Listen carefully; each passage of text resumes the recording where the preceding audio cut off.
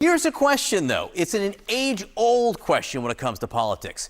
Do voters actually even care about deficits?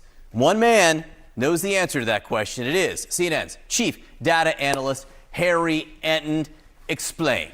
Yeah, to quote Stephen A. Smith, they don't care. They don't care about those deficits. What are we talking about here? All right, let's take a look. Cut taxes, even if the deficit increases. Look at this. 60% overall say, cut those taxes, baby. What about Republicans? You know, they're the ones who are supposedly so concerned over the deficit. But even there, 74% say cut taxes, even if the deficit increases. Both overall and Republicans, they don't care. They don't care. In fact, the only ones who do seem to care are, in fact, Democrats. 55% of Democrats are opposed to cutting taxes if the deficit increases. But when it comes to Republicans, we're talking 3/4. The overall public, 3/5. They don't care. They say cut those taxes, even if the deficit increases. You know, it's interesting because I've been around this politics game for a long, long time. And there are people in this business who will tell you when push comes to shove, voters never really care about deficits. But the polls and the data here show something a little different. Yeah, this was something I think that came to a little bit of a surprise to my dear friend standing on the other side of your screen, Mr. Berman.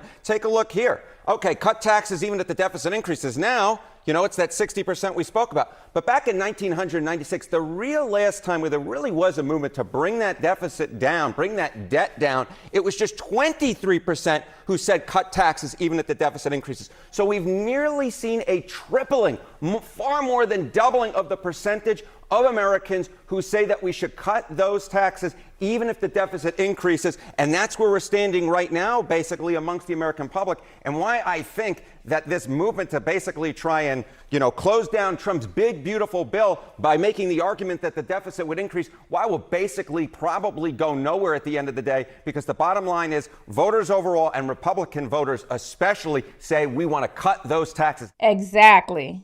The average American wants tax cuts. After dealing with Bidenomics for 4 years, people were wiping out their savings, maxing out their credit cards just to stay afloat. Most Americans don't even understand how the deficit impacts their daily life. But they sure as hell know how tax cuts will affect them.